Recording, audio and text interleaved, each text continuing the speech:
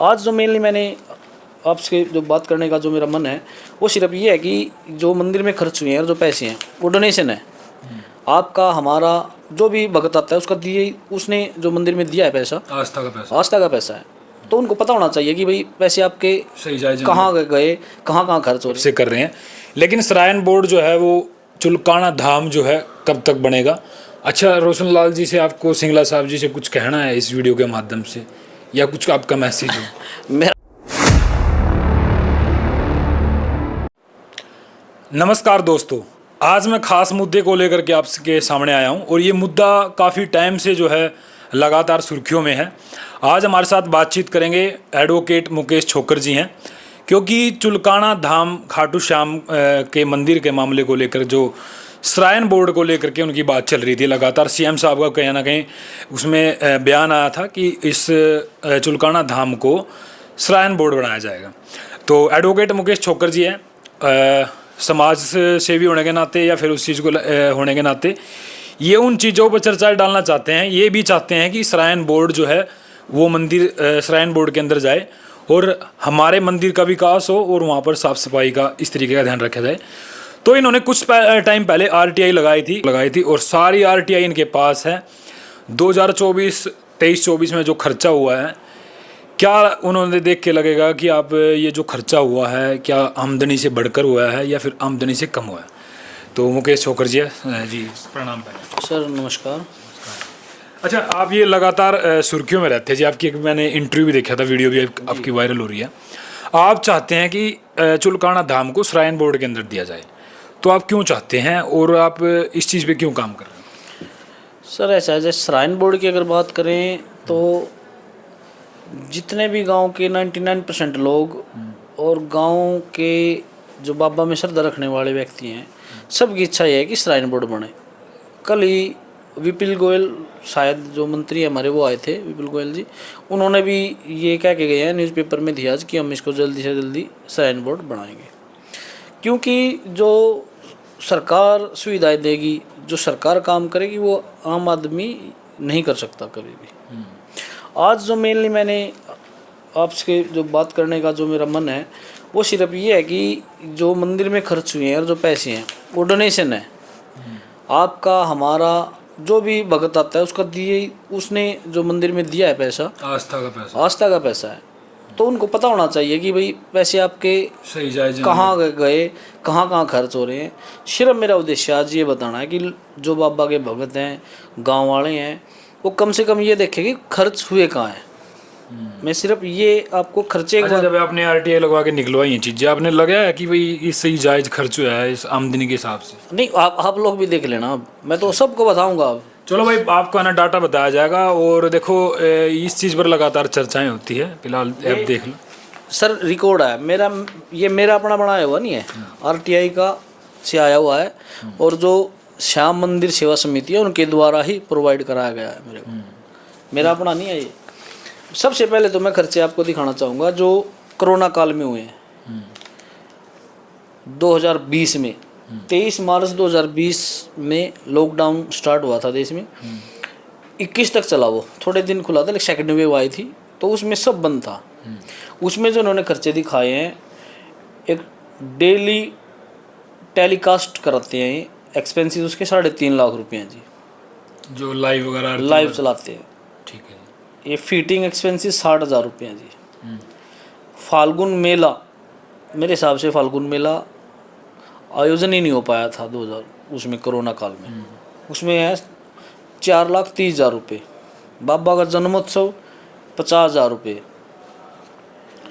जन्मोत्सव expenses.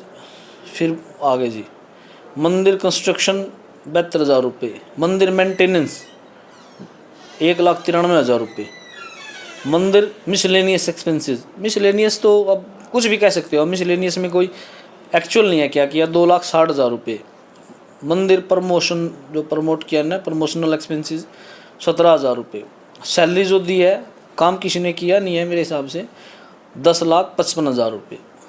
Corona काल में। कोरोना काल। अच्छा, ये कोरोना काल में उस टाइम भी सिक्योरिटी गार्ड थे उस टाइम पे? कोरोना में तो सर कोई नहीं था, मंदिर बंद था पूरी तरह, और इन्होंने प्रॉपर एक एडवर्टाइजमेंट निकाल के बंद किया था कि मंदिर में कोई नहीं दर्शन नहीं करेगा। तब भी थोड़ा हंगामा हो गया, गाँव वालों ने गेट के ताले तोड़े थे, बंद था प्रॉपर, दर्शन करने के लिए भी बंद था।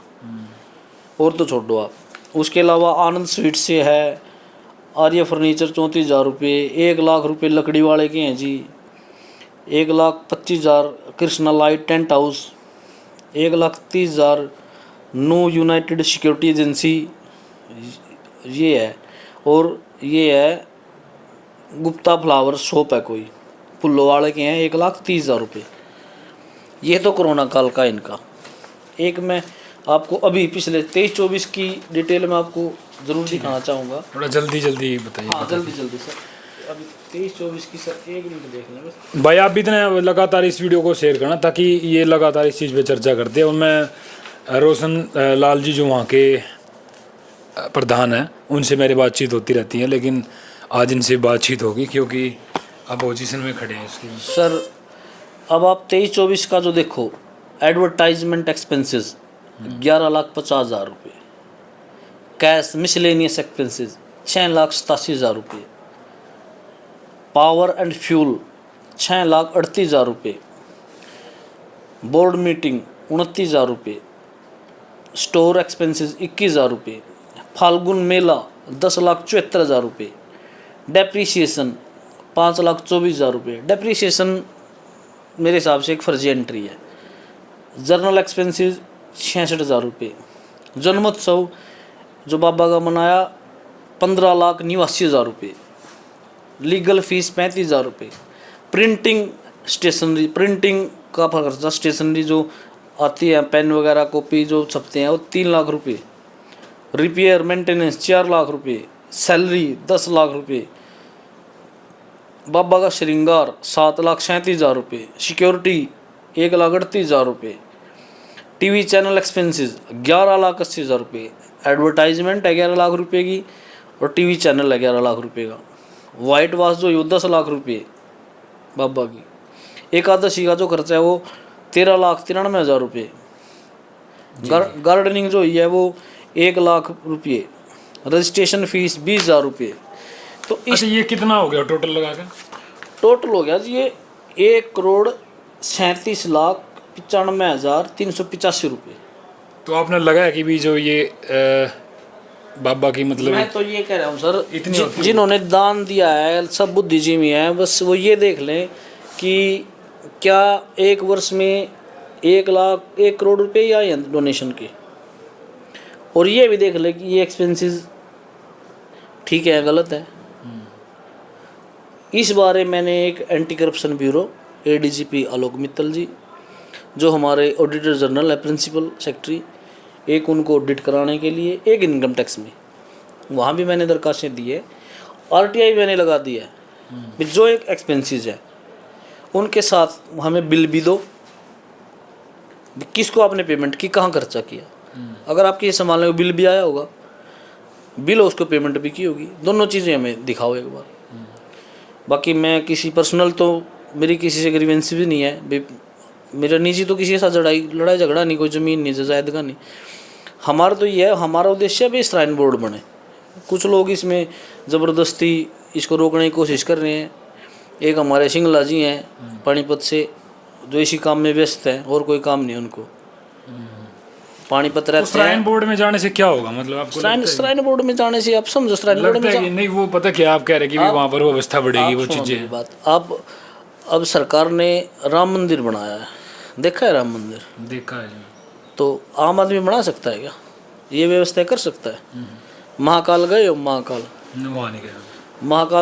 महाकाल जाके देखो एक बार, जो कॉरिडोर बना हुआ है।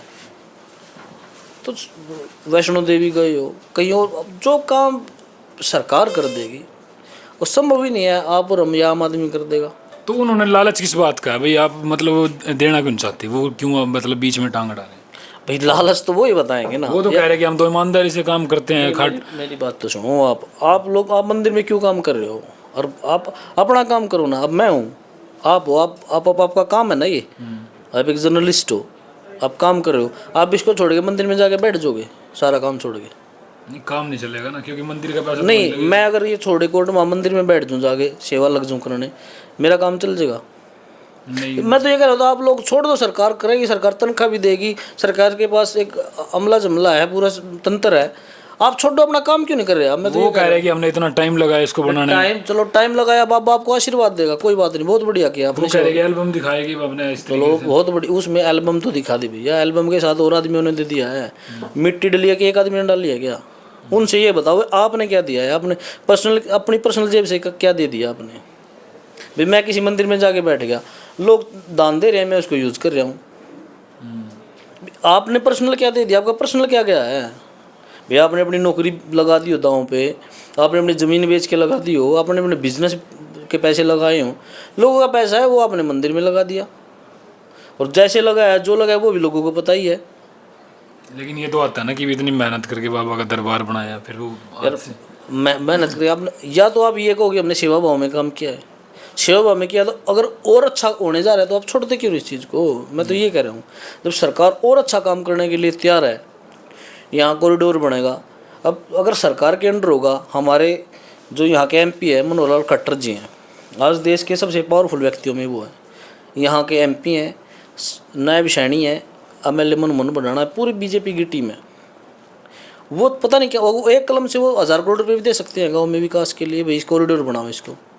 लेकिन क्या कमेटी है 1000 करोड़ रुपये खर्च लेकिन कर सरकार क्यों नहीं बनाना चाहती उसको? मतलब सरकार भी तो कहीं ना कहीं जीवा इतना बड़ा काम कर सके तो उसको मतलब श्राइन बोर्ड में डाल दे। भैया सरकार ने तो सारी प्रोसीडिंग कर दी थी, इनको एक लेटर लिखा सरकार ने, भाई आपके कितने बैंक अकाउंट है, कितने कर्मचारी है, कितनी बिल्डिंग है, क्या क्या आपके पास है मंदिर का, वो दो। एक चिट्ठी लिख दी तहसीलदार को, भाई लैंड की हमें प्रोवाइड कराओ, किसके नाम है? तो ग्राम पंचायत के नाम है, 25 कनाल कुछ मरले ज़मीन तो जहाँ मंदिर है।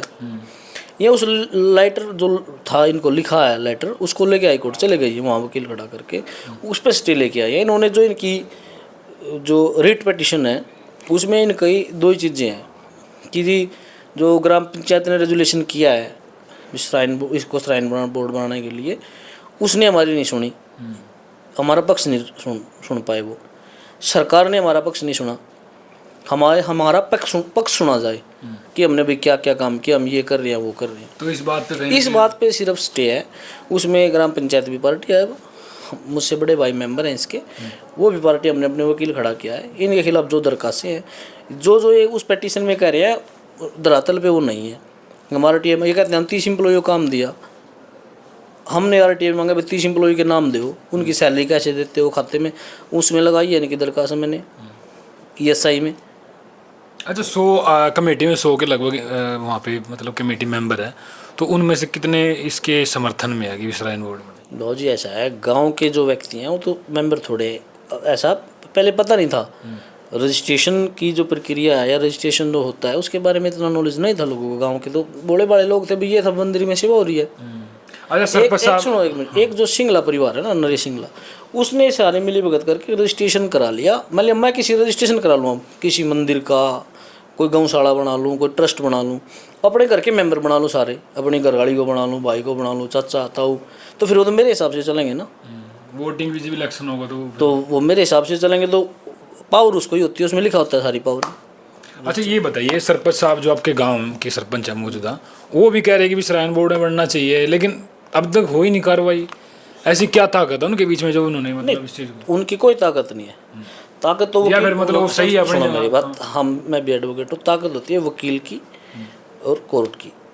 संविधान ये है कि अगर आप किसी के खिलाफ कोई कार्रवाई कर रहे हो तो उसका पक्ष जरूर सुनो। देखो ये हमारा कॉन्स्टिट्यूशनल राइट हमारा यही है, संवैधानिक अधिकार है, और संविधान के अनुसार ही वो पिटीशन फाइल की है वकील साहब ने, जो उनके वकील है सीनियर काउंसिल है, उसमें उनकी ये है कि हमारा पक्ष सुना ही नहीं गया, इस वजह से तो अब कंस्ट्रक्शन रोक दिया हाई कोर्ट ने, मंदिर में कोई कंस्ट्रक्शन नहीं होगा। पंचायत भी पार्टी है, सरपंच पार्टी बने हैं, हम भी पार्टी बने हैं, उसमें हम बताएंगे ना उनको, डॉक्यूमेंट्स तो उनको दिलाने पड़ेंगे भाई क्या क्या होया है, क्या क्या हो रहा है, ये तो बताएं वो श्राइन बोर्ड बनने में दिक्कत क्या है। हम तो ये कह रहे हैं आप इसको छोड़ के अपना काम क्यों नहीं करते भाई, बाबा ने आपको कृपा कर दी बहुत, आपको और जो सरकार है वो करेगी, आप सेवा की रहने दो, आप अपनी खुद की सेवा करो। अच्छा, प्रधान जी से आप रोशन लाल जी से मिले हो कभी, मतलब कि भाई श्राइन बोर्ड में आप क्यों नहीं देना चाहते? नहीं, मैं पर्सनली तो नहीं मिला, वैसे गांव के हैं, परिवार के हैं मेरे, कोई ऐसा तो है नहीं कोई मेरे दुश्मन है, लेकिन मैं तो उनसे भी यही है कि आप छोड़ दो इसको, अपना काम करो अपना। वो तो कहते हैं कि मैं सरकार के समर्थन में, जैसा सरकार करेगी वैसा। नहीं, सरकार पे पिटीशन क्यों डाली आपने? अब विड्रा करो, प्रक्रिया आगे चलने दो। हालांकि ये तो एक तरह से यार ये मानो आप कि कठपुतली है, वो सिंगला जी है ना, वो है मेन संरक्षक जो है वो। ये तो गांव के सामने अडाने का एक तरीका है, इसकी उसकी उन दोनों की एक ही बात है। वो इन यहाँ गांव में तो इनको कर दिया, बाकी सब उसके पास रिकॉर्ड, इनके पास रिकॉर्ड नहीं है कोई। रिकॉर्ड वो लिखता है जो वो लिखता है। एक उसका लड़का सेक्रेटरी है, वो है अपने अंडर, वो चलाता है वहाँ से, इसको डिक्टेट करता है, आज ऐसा कह दे, आज ऐसा कर दे।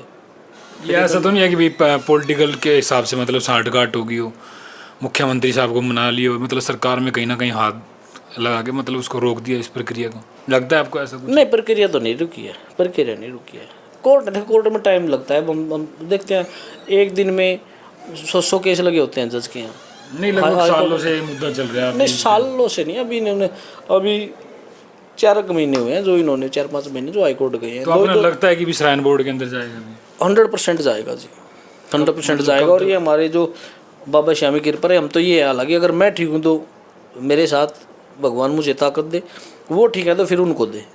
लेकिन अगर मैं ठीक रहा और भगवान बाबा श्यामी कृपा रही तो ये जो हमारे है ना सिंगलैंड कंपनी, इनको शायद अंदर भी जाना पड़े। अच्छा, इस प्रक्रिया में कि कौन कौन आपके साथ में, या फिर गांव से आप ही अकेले? मेरे साथ 99% लोग हैं गाँव के। गांव के? हाँ, लेकिन हर व्यक्ति देखो बुरा नहीं हो सकता। एक आम व्यक्ति है, मान लिया मैं ही हूँ, मैं काम में आया हूँ यहाँ अपना काम कर रहा हूँ, अपने बच्चों का पालन पोषण कर रहा हूँ, तो मैं मैन टू मैन वो फाइट नहीं कर सकता, कोई दुश्मनी नहीं ले सकता। क्यों? वो एक आदमी फ्री है, फ्री के पैसे हैं, बकवास करने की आदत है, तो हर आदमी तो नहीं लड़ सकता ना। लड़ पाए कभी? एक ताकत ही तो दे सकती है निजी रूप से। 99 हाँ 1% लोग उसके साथ भी होंगे क्योंकि उसका खुद का परिवार भी है। ऐसे लोग भी हैं जो कहीं ना कहीं मुझसे नाराज़ होंगे पॉलिटिकली, उनको इस बात से मतलब नहीं है कि मैं ठीक हूँ या रोशन ठीक है। उसको ये भी मुकेश अगर ये काम कर रहा है तो हम तो मुकेश के खिलाफ हैं, चाहे वो तो एक ह्यूमन नेचर है, आप समझते हो। अगर आपके खिलाफ भी कोई ना कोई व्यक्ति होगा तो आप कितना अच्छा काम करें, उसको तो आपकी बुराई करने से मतलब होगा। तो लेकिन फिर भी आम आदमी जो है, जो गाँव का आम आदमी है, जो आराम से जीवन जी रहा है, 99% लोग इस बात के हक में है कि मेरे साथ नहीं है। मैं तो ये कह रहा हूँ वो इस हक में है कि श्राइन बोर्ड बने, 99% लोग। देखो मुकेश जी लगातार इस चीज़ की लड़ाई लड़ रहे हैं, देखिए कितनी मजबूती इनके पक्ष में है, और एडवोकेट भी भाई देखो कानून प्रक्रिया लगातार ही अपनी तरफ से कर रहे हैं। लेकिन श्राइन बोर्ड जो है वो चुलकाना धाम जो है कब तक बनेगा? अच्छा, रोशन लाल जी से आपको, सिंगला साहब जी से कुछ कहना है इस वीडियो के माध्यम से, या कुछ आपका मैसेज हो? मेरा मैसेज उनसे यही है कि भी आप लोगों ने बहुत सेवा कर ली बाबा की, अब सरकार को इसको सुपुर्द करो और अच्छे काम होंगे गांव में भी, आसपास के गांव में। अब तो मंदिर तक सीमित हो, वो जो सरकार है वो आसपास के गांव जो वो व्यवस्था कर सकती है, आप नहीं कर सकते। आपने बड़ी सेवा कर ली, अब आप अपने परिवार की सेवा करें, खुद की सेवा करें। उम्र सिंगला साहब की तो बहुत हो ली, 80 से ऊपर होगी, ये रोशन लाल जी भी 65-65 के होंगे। तो आप सुबह शाम अपने योगा करें, मेडिटेशन करें, अपने बच्चों के साथ रहें, इस मंदिर को छोड़ दें प्लीज़, ये रिक्वेस्ट है मेरी। तो देखो ये रिक्वेस्ट है। और सबसे अहम मेरा सवाल ये रहेगा, जितने भी गांव वाले देख रहे हैं, कि भी वाकई में श्राइन बोर्ड बनना चाहिए कि नहीं बनना चाहिए। जितने भी भाई देख रहे हैं, हालांकि मैं इनकी बात सुनने के लिए उनसे बातचीत करेंगे और लगातार मैं मिलता भी रहता हूं। आप क्या चाहते हैं, चुलकाना धाम क्या श्राइन बोर्ड बनना चाहिए, या फिर इस तरीके से जो कमेटी मेंबर जो मंदिर की रेख देख कर रहे हैं, या उस तरीके से चलना चाहिए? आप कमेंट बॉक्स में अपनी राय जरूर देना। मिलते हैं नेक्स्ट अपडेट के साथ। आपको कुछ कहना है लास्ट? चलो, ठीक है, ओके, धन्यवाद। Thank you.